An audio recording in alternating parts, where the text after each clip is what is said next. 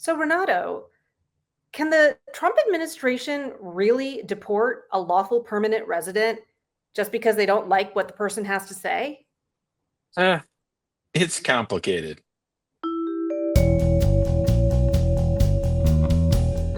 I'm Renato Mariotti. I'm a former federal prosecutor, a practicing lawyer, and a legal analyst. And I'm Asha Rangappa. I teach national security law at Yale University. I'm a former FBI special agent, and I'm a legal contributor for ABC News. And we're here to help you understand topics that can't be boiled down into a soundbite or a skeet.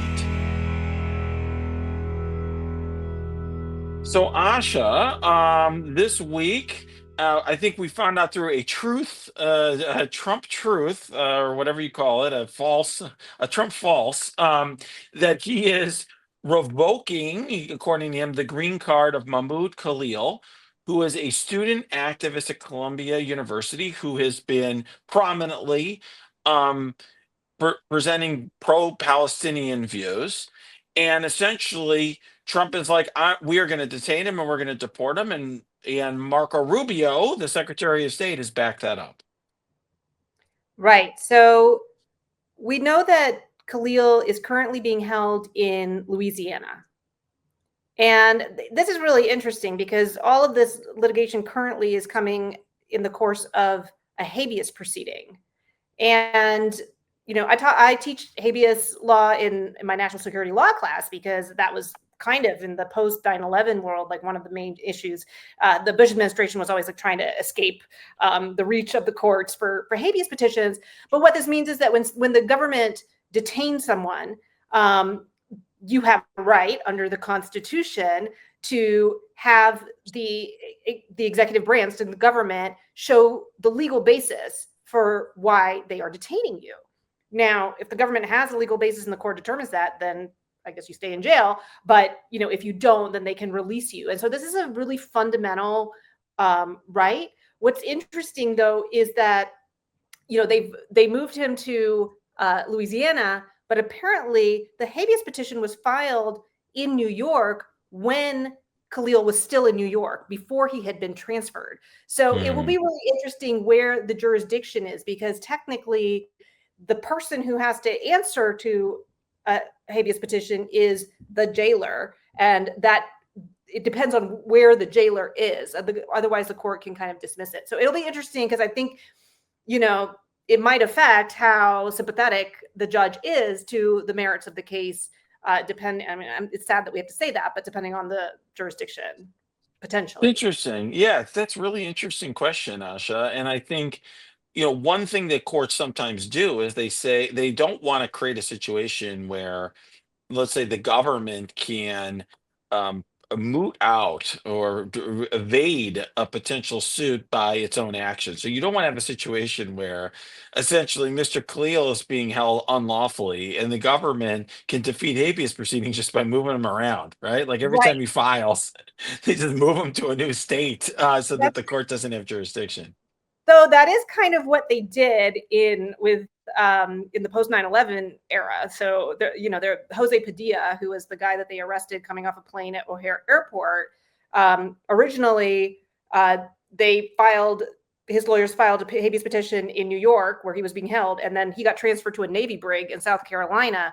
And that court actually dismissed the petition, and the government or his lawyers had to refile it. But that was a kind of a different context because he was like an enemy combatant, and there was all this Right. terrorism stuff. So here I think what you're saying is, I would imagine the courts are going to hold that, because exactly right. Like otherwise, the government could just like keep transferring him to different jails and never have to answer to a court.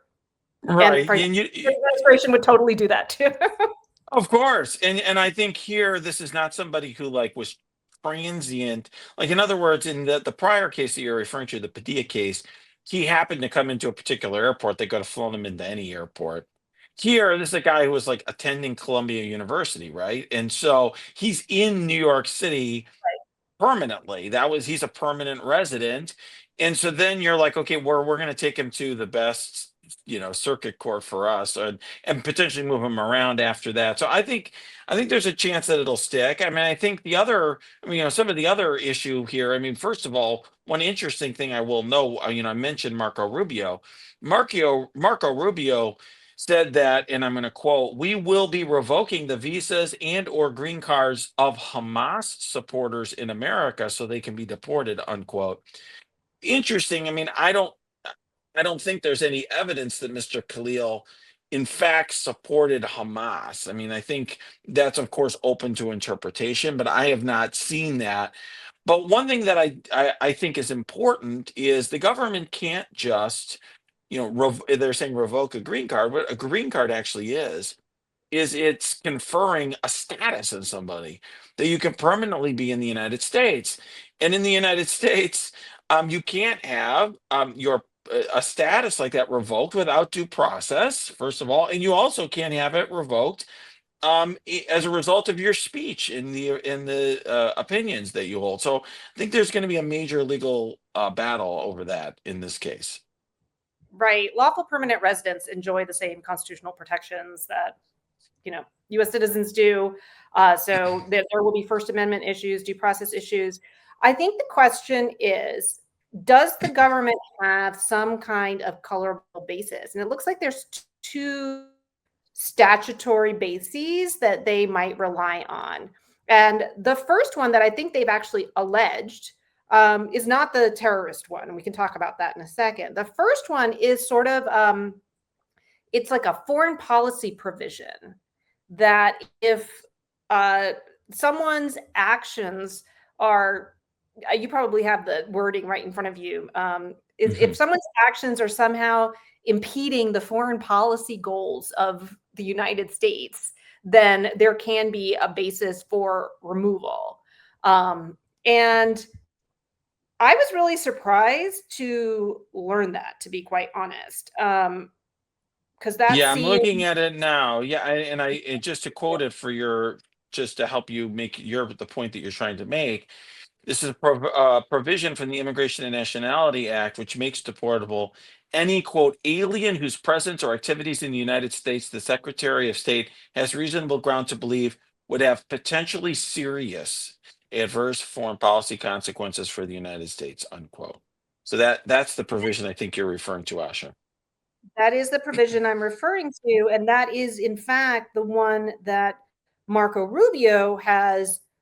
They're currently hanging their hat on, possibly because, as you said, they may not have the sufficient basis for the other provision that could possibly, form a reason, which is also under the Immigration and Nationality Act, and that renders both inadmissible and removable any non-citizen who, quote, endorses or espouses terrorist activity or persuades others to endorse or espouse terrorist activity or support a terrorist organization.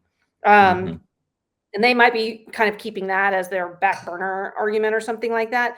But let's talk about this whole foreign policy thing, because that sounds really problematic. I mean, that's a very, you know, um, anything can be a foreign policy goal. And you can come up, if you merely expressing protest about foreign policy goals, which is quite frankly one of the things that people tend to protest, whether it's a war abroad or something that we're doing somewhere. Imagine if the Secretary of State could just say, yeah, that's kind of getting in the way of our foreign policy goals, and could arrest and deport lawful permanent residents. Yeah, it is. It sounds pretty crazy, and that's because that's not what the law is. So, first of all, that provision itself has a safe harbor in it that says that if an alien's past, current, or expected belief statements or associations would be lawful within the United States, then that is an exception unless the Secretary of State personally determines that the alien's presence would compromise a compelling United States foreign policy interest. So it will be interesting to see in this case whether it is sufficient. Courts do often defer to the executive on matters of foreign policy, but separately, there has to be due process, and that is going to happen here. I mean, the government actually filed a charging document here. So there's going to be hearings. And this Mr. Khalil, it has protections under the First and 14th Amendments of the Constitution. So I think this is probably not going to hold up, and it's going to be very interesting. I mean, the government, I feel like, is actually doing this. I say the government, well, it is the government, but the Trump administration, yeah, they're doing this to chill others from protesting because they basically are really, to me, sending a signal to anybody who is here legally or illegally that we are going to come after you if you say things we disagree with. Yeah, if the First Amendment piece, gets triggered here, then whatever the determination is that's been made by Marco Rubio would be subject to a much heightened level of scrutiny. In other words, it wouldn't be just like, well, I say so that it violates our foreign policy. Also, I understand that he has to make these determinations in some formal way, and he has to report them to Congress. And so query whether he's actually done that. But I do want to just point out some of the very chilling implications of this in a broader perspective. And, I'm thinking about this from kind of national security and counterintelligence side. So to give an example, it was not too long ago that the FBI arrested or neutralized some Chinese intelligence operatives who were operating like a secret police in New York. They were Wow. monitoring, harassing dissidents. So something that foreign countries often do, and I worked cases when I was in the FBI that involved this, is they will come and try to harass dissidents here, often using their intelligence services. And part of what the FBI does is it protects First Amendment activity and prevents that. Now, imagine if there's some deal between Trump and China says, yeah, these people that are saying bad things about China, like we don't love that, and they're lawful permanent residents, or even students studying here on a student visa, so maybe not even as secure of a basis. I mean, can you imagine the Trump administration saying, well, we're just going to round these people up and send them back? Or let's say people who are protesting the war in Ukraine and Trump's policy on it. And Putin, or Trump claims that Putin just doesn't like that. And now Putin is his pal. With a administration that has kind of some rogue partners now that they're cozying up to, this has some really serious implications, in my opinion. Yeah, I think it's that's very, very, very good point. Particularly, the Trump administration's foreign policy also changes from day to day. I mean, I don't even know how, if you were someone who was a permanent resident of the United States and you wanted to avoid what this provision, I think it would be my counsel would be don't say anything about anything. And I think that's precisely the point here, right? It's really to chill speech on issues of public concern. And I think for that reason, I think courts are going to be very skeptical of this. I think this is going to be a defeat for the Trump administration. Well, and the point that you just made, that you would not know in advance exactly what kind of speech or conduct is prohibited, itself creates a constitutional problem. Correct. Because if a statute is so vague, if a statute is so vague that people don't have any kind of reasonable notice to know that what they're doing is criminal or in violation of the law, then it would be what's called void for vagueness. So that is another uh, option here, for that the judge can take into account. Yeah, and right now, I mean, talk about vague. Trump's foreign policy is incredibly vague. I mean, is Europe our friend or our enemy? I mean, who knows, right? What is his policy goal with this trade wars? Like, Canada's who the our hell friend. knows? What if people Who want knows?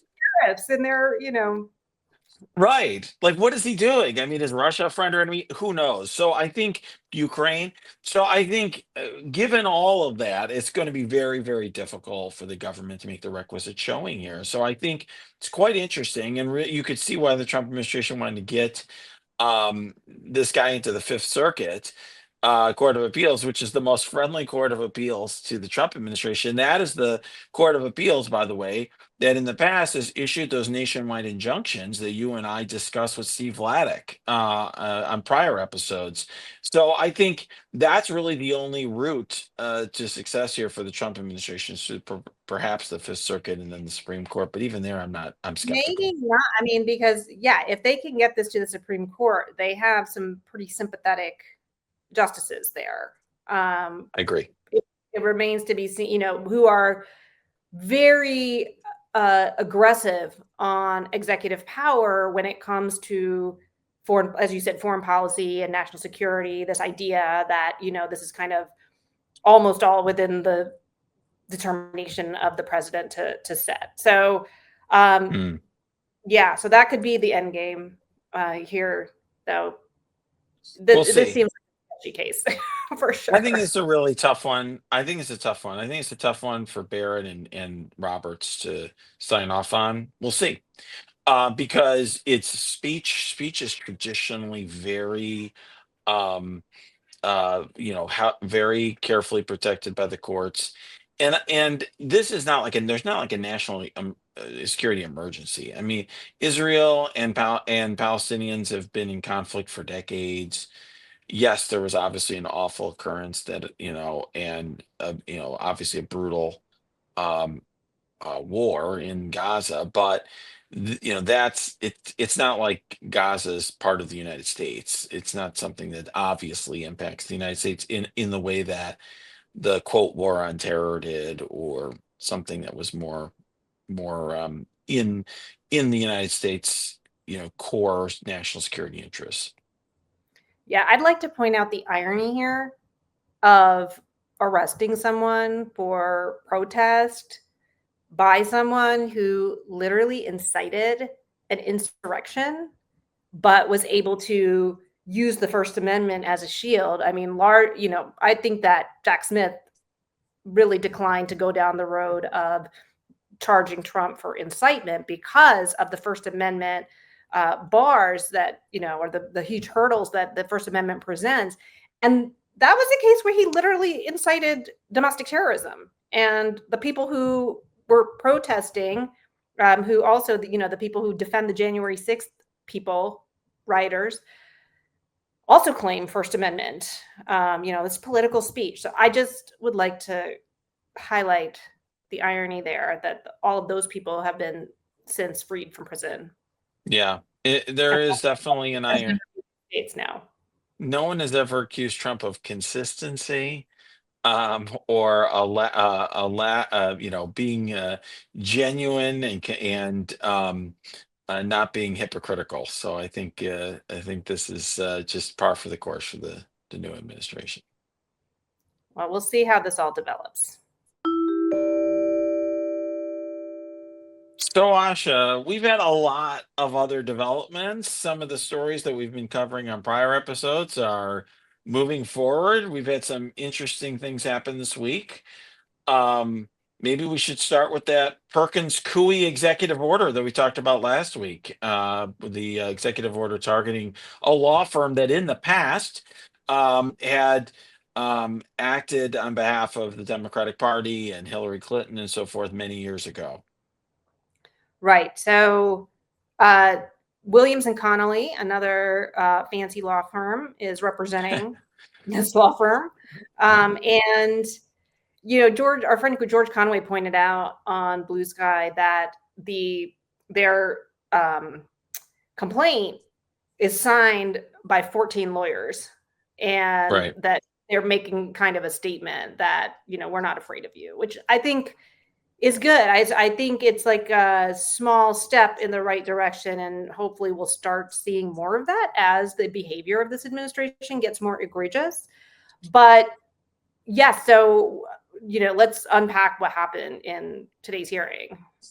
Yeah, just to note. So first of all, the judge enjoined the enforcement of that executive order, the actions that are contemplated by it, such as, and I think the most important, barring employees of Perkins Coie, including its lawyers, from federal buildings, which would include courthouses and the SEC and other places where they would need to practice law. I'll also note a couple other things of interest. One is that the lawsuit that you referred to, that Williams Connolly and Connolly signed, actually did talk about impacts to Perkins Coie, um, already from that signing of that executive order, clients who are concerned and so on. That doesn't really surprise me. I think it's interesting because that sort of stuff is typically downplayed and not displayed publicly. But clients can be very concerned, and they are right now. I will just say, as somebody who is practicing law at a big law firm, clients are trying to figure out what the heck's going on. There's a lot of uncertainty, and who knows, like, what to make of a lot of this. So I think that was very interesting. It's also interesting to note that this is one instance, and it's a growing trend, Asha, where the Wall Street Journal editorial board is breaking with Donald Trump and condemning the actions of the Trump administration. Wait, And Wall Street when did Journal, that happen? y- You mean that you mean happened. that board? Yeah, that board, crazy Wall Street Journal editorial board said, yeah, citing actually John Adams representing British soldiers and so forth, talking about how a bedrock principle of the United States legal system is that everyone is entitled to legal representation and that lawyers should not be condemned for who they represent. And so I thought that was fascinating. And I think you're starting to see this. I will say, Asha, I have, it's been interesting for me because obviously I'm dealing with a lot of business folks in as a lawyer. I do think you're starting to see some concern with the uncertainty. Tariffs are very unpopular. The trade war is unpopular. Some of the uncertainty in the government is unpopular. I think Trump is really messing with the hornet's nest here, because what I think, you said that Williams and Connolly's filing was a step in the right direction. I think that they were trying to make a statement, and other lawyers want to make a statement that targeting the legal community is a bad idea. Like, leave us alone. And I think the business community is starting to have a similar view. I mean, you've noticed the S&P 500 hasn't been doing well. The economy is not where I think Trump would like it to be. And ultimately, he is going to need to not break so much if he wants the country to not tank during his presidency. It's really hard to escape the conclusion, though, that that's exactly what he wants. Oh, you think Because, so? I mean, and maybe like, at odds with maybe not what he wants, but maybe what somebody else wants, whose name starts with P. I don't know. Like, it's weird. I mean, because how does this help him? You know what I mean? Like, he's acting in a very self-destructive way. And when you look at the actions, there is really only, one person that benefits from it. And it's his new pal. I really feel that way. By the way, to also bring the Russia thing, full circle, this Perkins Coie thing, I think we talked about this last week. It's like a flashback to season one. I mean, he's mad at them because they hired Fusion GPS that then later hired Christopher Steele, who produced the Steele dossier. So he's like very obsessed still with the whole Russia investigation, and has kind of talked about himself and Putin as sort of being in it together, like they went through that together. So I don't know. I feel like he may not be necessarily totally in charge. Yeah, I don't see that. I think there's a lot of people who benefit, by the way, from this. China is probably the biggest beneficiary of a US economy that is tanking. All right. And I think he is ultimately empowered by the fact that Republicans in Congress just rubber stamp whatever he does. And there's going to be a lot of people in Congress who are going to realize that they're not going to get reelected if we have a recession. Mhm. And people are starting to talk about a recession. If a recession occurs and he gets shellacked in the midterms, that's going to be bad for him. It's going to be hard for him to get things done. He's not going to have the rubber stamps that he wanted. You're going to start seeing senators oppose some of his actions, that'll be a problem for him. So I think he's self-destructive because he's just bad at what he does. Personally, I think he's a bad president, and we're starting to see that, and he's not the genius that he's portraying himself to be. Yeah, I don't know. I think I agree with you that he's bad, but I also think that at some level he understands the implications of what he's doing. Yeah, I mean, we'll have to see on that. But one other thing I do think we should cover this week, because it's quite a development. Another story we've discussed is the Eric Adams case, the dismissal without prejudice, so that it could potentially be brought back. We talked about that image from ancient Greece, the sword of Damocles, where the Right. guest had the sword hanging by like a hair, I think, over his head, essentially, afraid that it might drop at any point. The idea being that if Adams had to fulfill his part of the bargain with the Trump administration in order to get that case removed.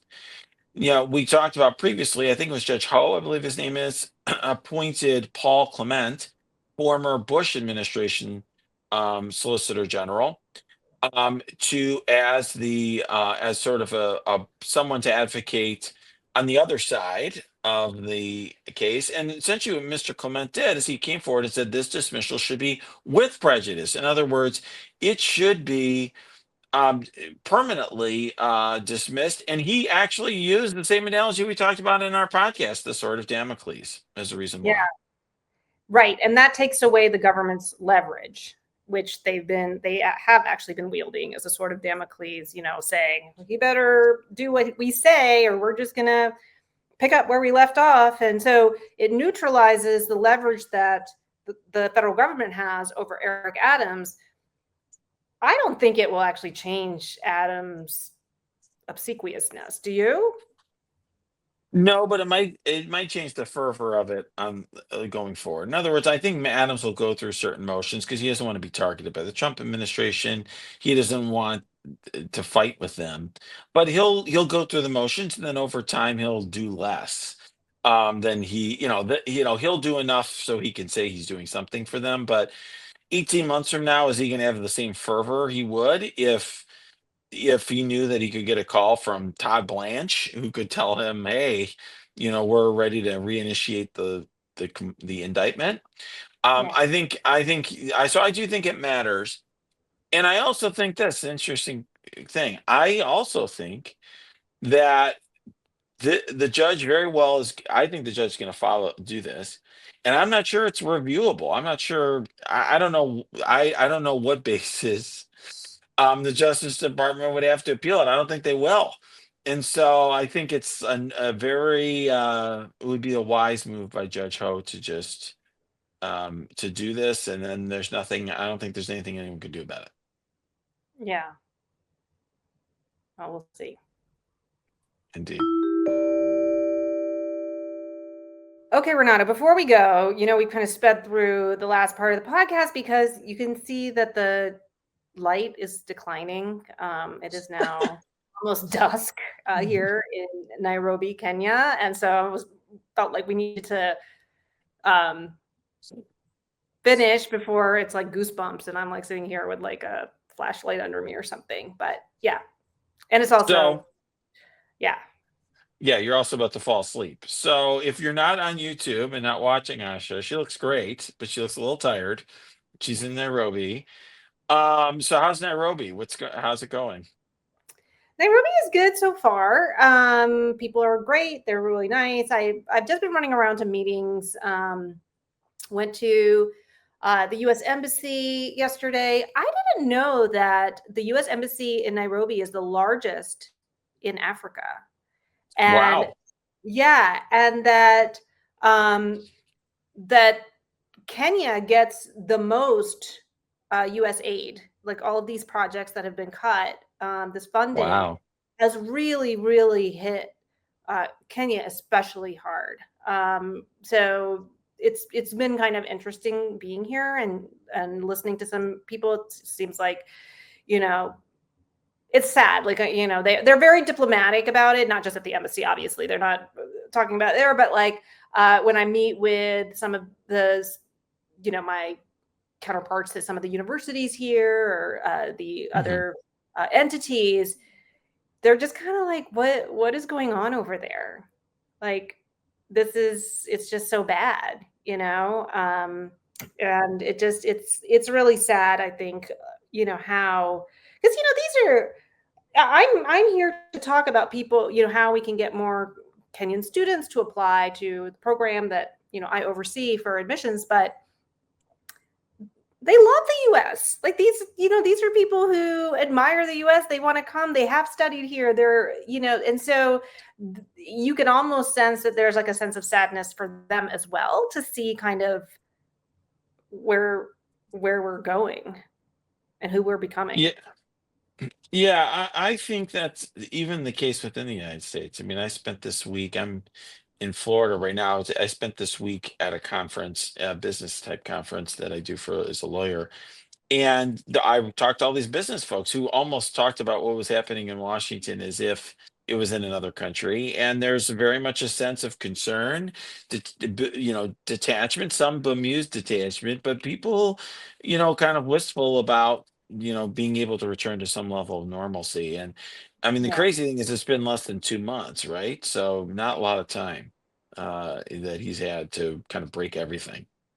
Yeah. I don't know that we're going to return to normalcy anytime soon. I So, think but that's right. I'm kind of enjoying being away from it all. I've managed to check Blue Sky just a few times, and I am now just looking forward to my safari next week. Wow, that sounds like a lot of fun. Have a great time. We'll see you in a couple weeks. Okay, bye. Bye.